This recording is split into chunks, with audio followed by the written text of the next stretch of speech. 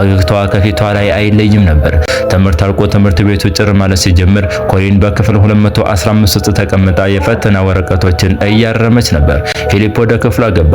ኮሊን በዚያ ሰዓት የምታየው ተማሪዋን እንጂ ጠላቷን አልነበረም። ሰዓቱ ወደ 9 ሰዓት እየተጠጋ ሲሄድ ኮሊን ከክፍሏ ወጥታ ወደ መጸዳጃ ቤት አመራች። ፊሊፕ ወንጀሉን ከመፈጸሙ በፊት መቁረጫ ይዞ መምጣቱ ፍርዱ ምን ሊሆን ይችላል? 14 ዓመት ታዳጊነት ከእድሜ ልክ እስራት ያድነው ይሆን ወይስ የህግ የበላይነት የኮሊንን ደም ይመልሳል?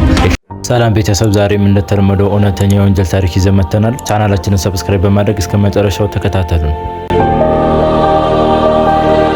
እንደ ኤሮፒያን አቆጣጠር ጥቅምት 22 ቀን 2013 በአሜሪካ ግዛት ውስጥ የምትገኘው የዳንቨርስ ከተማ ልክ እንደማንኛውም ቀን በቀዝቃዛ አየርና ከዛፎች ላይ በሚረግፉ ደረቅ ቅጠሎች ተከባ ነበር። በዳንቨርስ ሁለተኛ ደረጃ ትምህርት ቤት ውስጥ ያለው እንቅስቃሴ ግን ከመደበኛው የተለየ አልነበረም። ተማሪዎች በኮሪደር ውስጥ ይሯሯጣሉ። መምህራን የመጨረሻውን ክፍለ ጊዜ ለማጠናቀቅ ይጣደፋሉ። በዚህ ትምህርት ቤት ውስጥ ካሉ መምህራን መካከል አንዷ ኮሊን ነበረች። ኮሊን ገና በ24 ዓመቷ ለሙያዋ ያላት ፍቅርና ለተማሪዎቿ የምታሳየው ርህራሄ በብዙዎች ዘንድ ተወዳጅ አድርጓታል። ፈገግታዋ ከፊቷ ላይ አይለይም ነበር። ለሷ ማስተማር ስራ ብቻ ሳይሆን የህይወት ዓላማዋም ጭምር ነበር። በዚያች ዕለትም ቢሆን ቀኑን ሙሉ በደስታ ስታስተምር ውላ ትምህርት ካለቀ በኋላም ቢሆን ለተማሪዎቿ ተጨማሪ ድጋፍ ለመስጠት በክፍሏ ውስጥ ለመቆየት ወሰነች። በተቃራኒ ደግሞ ፊሊፕ የሚባለው የ14 ዓመት ታዳጊ ይገኛል። ፊሊፕ ከቴንሲ ግዛት በቅርቡ ተዘዋውሮ የመጣ ሲሆን በትምህርት ቤቱ ውስጥ ብዙም የማይሰማ ጸጥተኛና በእግር ኳስ ችሎታ የሚታወቅ ተማሪ ነበር። በትምህርት ቤቱ ኮሪደሮች ላይ ሲያልፍ ማንም ሰው ይህ ታዳጊ በውስጡ ምን አይነት ጨለማ ተሸክሞ እንደሚዞር ሊጠረጥር እንኳን አይችልም ነበር። ትምህርት አልቆ ትምህርት ቤቱ ጭር ማለት ሲጀምር ኮሊን በክፍል 215 ውስጥ ተቀምጣ የፈተና ወረቀቶችን እያረመች ነበር። ፊሊፕ ወደ ክፍሏ ገባ። በወቅቱ ፊሊፕ ስለ ሂሳብ ትምህርት እርዳታ እንደሚፈልግ ያስመስሎ ቢቀርባትም በውስጡ ግን ሌላ አስከፊ ዕቅድ እያወጣ ነበር። ኮሊን በዚያ ሰዓት የምታየው ተማሪዋን እንጂ ጠላቷን አልነበረም። ለተማሪዎቿ ያላት መልካም አመለካከት በዚያች ቅጽበት ለራሷ ደህንነት ስጋት ሊሆን እንደሚችል አላሰበችም። ሰዓቱ ወደ 9 ሰዓት እየተጠጋ ሲሄድ ኮሊን ከክፍሏ ወጥታ ወደ መጸዳጃ ቤት አመራች። ፊሊፕን በዝምታ ተከተላት። ይህ በዳንቨርስ ትምህርት ቤት ታሪክ ውስጥ ትልቁን ጥቁር ነጥብ የጣለው ድርጊት ነበር። ፊሊፕ ኮሊንን ተከትሎ መጸዳጃ ቤት ሲገባ በነበረው የጸጥታ ሁኔታ ውስጥ ምንም አይነት የጥፋተኝነት ስሜት አልታየበትም። በመጸዳጃ ቤት ውስጥ የተከናወነው ድርጊት በቃላት ለመግለጽ የሚከብድ ጭካኔ የተሞላበት ነበር። ፊሊፕ አስቀድሞ ይዞት የነበረውን የስለት መሳሪያ በመጠቀም እሷን ለመከላከል ምንም አቅም በሌላት ሁኔታ ላይ ጥቃት መሰንዘር ጀመረ። የኮሊን ህልም፣ ተስፋና የወደፊት እጣ ፈንታ በዚያ በጠበበውና በቀዝቃዛው የመጸዳጃ ቤት ክፍል ውስጥ ተገታ። ወንጀሉን ከፈጸመ በኋላ ፊሊፕ ያሳየው የአእምሮ መረጋጋት እጅግ የሚያስደነግጥ ነበር። የኮሊንን አካል በትልቅ ቆሻሻ ማጠራቀሚያ በርሚል ውስጥ ከተተው። ከዚያም ይህንኑ በርሚል እየገፋ በትምህርት ቤቱ ኮሪደሮች ውስጥ ሲያልፍ የደህንነት ካሜራዎች ምስሉን እየቀረጹ ነበር። ፊሊፕ ግን ምንም እንዳልተፈጠረ ሁሉ አስክሬኑን ከትምህርት ቤቱ ግቢ ውጭ ወዳለ ትንሽ የደን አካባቢ ወስዶ ጣለው። ይህ በዳንቨርስ ከተማ ሰላማዊ ምሽት ላይ የወደቀ ትልቅ ጥቁር ጥላ ነበር። ኮሊን ወደ ቤቷ እንደማትመለስ፣ ፊሊፕ ደግሞ ከእንግዲህ ተራ ተማሪ ሆኖ እንደማይቀጥል የታወቀው ገና በዚያው ምሽት ነበር። በጥቅምት 22 ምሽት ላይ በዳንቨርስ ከተማ ሰማይ ስር አንድ ያልተለመደ ስጋት መንገስ ጀመረ። የኮሊን ቤተሰቦች ሰዓቱን በጭንቀት ይመለከታሉ። ኮሊን በጣም የምትጠነቀቅ፣ በሰዓቷ ወደ ቤቷ የምትመለስና ቤተሰቦቿን የማታስጨንቅ ልጅ ነበረች። ሰዓቱ ከምሽቱ 1 ሰዓት 2 ሰዓት እያለ ሲገፋ ግን የቤተሰቦቿ ስጋት ወደ ድንጋጤ ተቀየረ። ስልኳ በድጋሚ ቢደወልም ምላሽ የለም። መልእክቶችም ሳይነበቡ ቀርተዋል። በተመሳሳይ ሰዓት በሌላኛው የከተማው ክፍል የፊሊፕ ቤተሰቦችም በተመሳሳይ ጭንቀት ውስጥ ነበሩ። ፊሊፕ ከትምህርት ቤት አልተመለሰም። የፊሊፕ እናት ዲያና ልጇ በቅርቡ ከቴንሲ ወደዚህ አዲስ አካባቢ በመምጣቱ ምክንያት ግራ ተጋብቶ ወይም ጠፍቶ ሊሆን ይችላል በሚል ለፖሊስ ሪፖርት አደረገች። ፖሊስ በአንድ ምሽት 2 የጠፉ ሰዎች ሪፖርት ሲደርሰው ጉዳዩን በትኩረት መከታተል ይጀምራል። ፖሊሶች መጀመሪያ ያመሩት ወደ ዳንቨርስ ሁለተኛ ደረጃ ትምህርት ቤት ነበር። የኮሊን መኪና አሁንም በትምህርት ቤቱ የመኪና ማቆሚያ ስፍራ ውስጥ እንደቆመች ትገኛለች። ይህ ለፖሊሶች ትልቅ የማስጠንቀቂያ ደወል ሆነ። ኮሊን መኪናዋን ጥላ የትም ልትሄድ እንደማትችል ግልጽ ነበር። ፖሊሶች የትምህርት ቤቱን የደህንነት ካሜራ ወይም ሲሲቲቪ ካሜራ መፈተሽ ጀመሩ። በካሜራው ምስል ላይ የታየው ትዕይንት ግን ማንኛውንም መርማሪ የሚያስደነግጥ ነበር። ኮሊን ከምሽቱ 9 ሰዓት ገደማ ወደ መጸዳጃ ቤት ስትገባ ትታያለች። ታሳያለች። ከጥቂት ሰከንዶች በኋላ ፊሊፕ በጭንቅላቱ ላይ የሹራብ ኮፍያ ደፍቶ ተከትሎ ሲገባ ይታያል። ከብዙ ደቂቃዎች በኋላ ፊሊፕ ብቻውን ይወጣል። ሆኖም ግን ልብሱን ቀይሮ ነበር። በጣም የሚዘገንነው ትዕይንት ደግሞ ፊሊፕ አንድ ትልቅ የቆሻሻ ማጠራቀሚያ በርሜል እየገፋ ከትምህርት ቤቱ ሲወጣ የሚያሳየው ምስል ነበር። ፖሊሶች አሁን ፍለጋቸውን ወደ ፊሊፕ አዞሩ። የጠፋው ተማሪ አሁንም የዋና ተጠርጣሪነት ደረጃውን ይዟል። ፖሊሶች የካሜራውን ምስል ተከትለው ከትምህርት ቤቱ በስተጀርባ ያለውን የደን አካባቢ መፈተሽ ጀመሩ። በእጅ ባትሪዎች ደኑን ሲፈትሹ በደረቅ ቅጠሎች መካከል አንድ አስደንጋጭ ነገር ተመለከቱ። የኮሊን አስክሬን በጭካኔ ተገሎ በጫካ ውስጥ ተጥሎ አገኙት። በአካባቢው ደም የነካው የቆሻሻ ማጠራቀሚያ በርሜልም በቅርብ ርቀት ላይ ይታይ ነበር። ይህ ዜና ለዳንቨርስ ማህበረሰብ ታላቅ መርዶ ሆነ። ተወዳጇ መምህርት በገዛ ተማሪዋ እጅ እንዲህ ያለ አሰቃቂ ዕጣ ፈንታ ይገጥማታል ብሎ ማንም አላሰበም። ጥቅምት 23 ቀን ከሌሊቱ 7 ሰዓት ተኩል ገደማ ፖሊሶች ፊሊፕን በከተማዋ አውራ ጎዳና ላይ ብቻውን ሲንከራተት አገኙት። ፖሊሶች ሲያስቆሙት ፊሊፕ ምንም አይነት የመደንገጥ ወይም የመሸሽ ምልክት አላሳየም ነበር። ቦርሳውን ሲፈትሹ ውስጡ የነበረው ነገር ግን ሁሉንም ነገር የሚያረጋግጥ ነበር። ደም የነካው የሳጥን መቁረጫ ቢላ፣ የኮሊን ክሬዲት ካርዶችና የግል ዕቃዎች፣ ደም የነካቸው ልብሶችም አገኙ። ፊሊፕ በቁጥጥር ስር ውሎ ወደ ፖሊስ ጣቢያ ተወሰደ።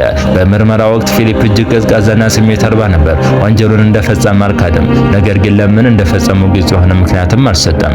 ለምን የሚለው ጥያቄ በፖሊሶች በቤተሰቦቿና በመላው ዓለም አይምሮ ውስጥ የሚመላለስ ትልቅ እንቆቅልሽ ሆነ። የኮሊን አስክሬን መገኘትና የፊሊፕ በቁጥጥር ስር መዋል በዳንቨርስ ከተማ ላይ የመርዶ ደመና ብቻ ሳይሆን እጅግ ውስብስብ የሆነ የሕግ ክርክርንም ይዞ መጥቷል። ፊሊፕ ገና የ14 ዓመት ታዳጊ በመሆኑ ጉዳዩን የሚከታተሉት መርማሪዎችና የሕግ ባለሙያዎች ከአንድ ትልቅ ፈተና ጋር ተጋጠሙ። ይህ ታዳጊ እንደ ሕፃን ወይስ እንደ ትልቅ ሰው መክሰስ ይገባል ብለው ግራ ተጋቡ።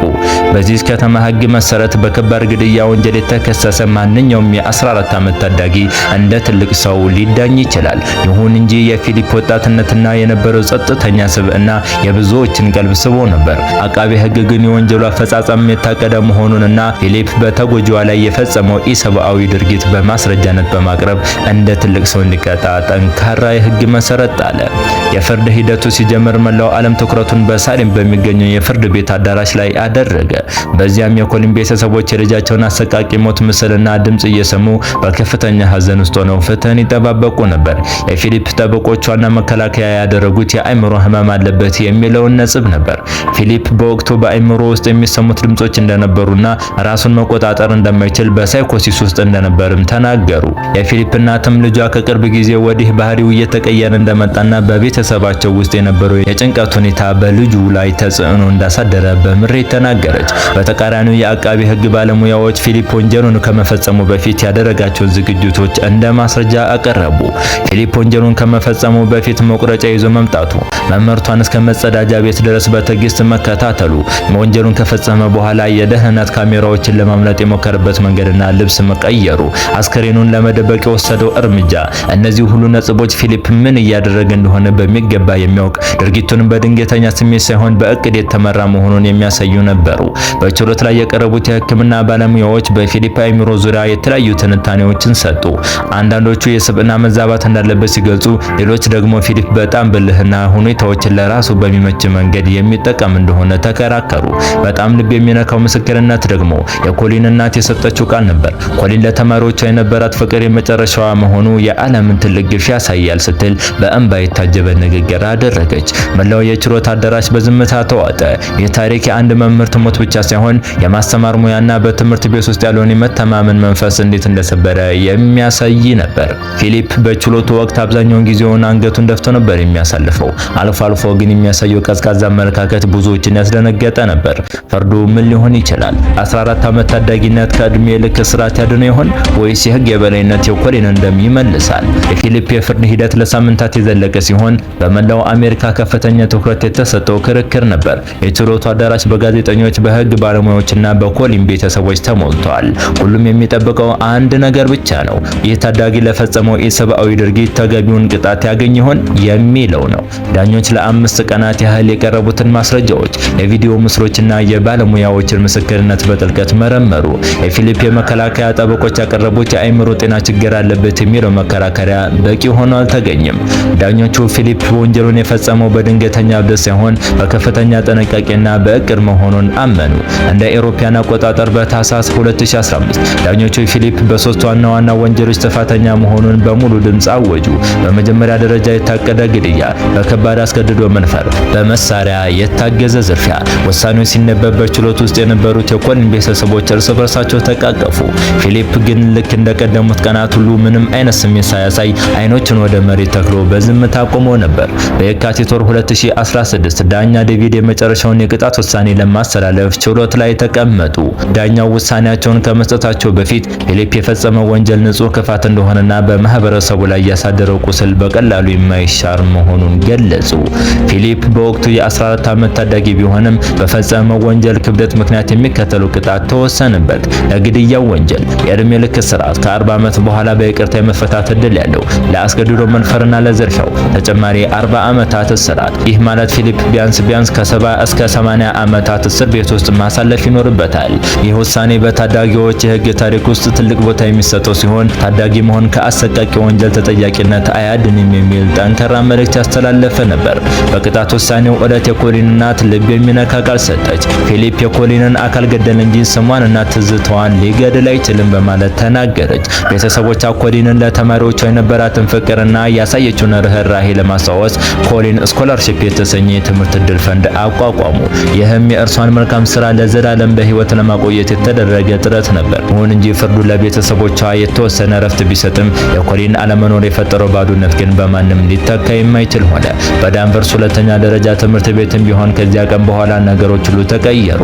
መምህራንና ተማሪዎች በመተማመን ይኖሩበት የነበረው ግቢ አሁን በጥንቃቄና በስጋት መታየት ጀምሯል። በፊሊፕ ወደ ወህኒ መውረድ የህግ ሂደቱ ቢያበቃም በዳንቨርስ ከተማና በመላው የትምህርት ማህበረሰብ ውስጥ የተፈጠረው ቁስል ግን ገና መሻር አልጀመረም ነበር።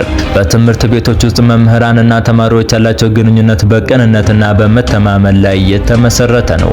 የኮሊንና የፊሊፕ ታሪክ ግን ይህንን መሰረት ንዶታል። አንድ ተማሪ እንዴት መምህሩን እንደ ጥላት ላይ ይችላል የሚለውን ጥያቄ የብዙዎችን የትምህርት አሰጣጥ ስርዓት እንዲፈትሹ አድርጓል። ከዚህ ክስተት በኋላ በዩናይትድ ስቴትስ ኦፍ አሜሪካ ውስጥ ባሉ በርካታ የትምህርት ቤቶች የደህንነት ጥበቃ ተጠናከረ። የካሜራዎች ቁጥር እንዲጨምር፣ የመጸዳጃ ቤቶችና ጭር ያሉ አካባቢዎች ክትትል እንዲደረግባቸው ተወሰነ። ነገር ግን ከብረትና ከካሜራ በላይ የተማሪዎችን የስነ ልቦና ጤንነት መከታተል ቅድሚያ ሊሰጠው እንደሚገባ ትልቅ ትምህርት ተወስዷል።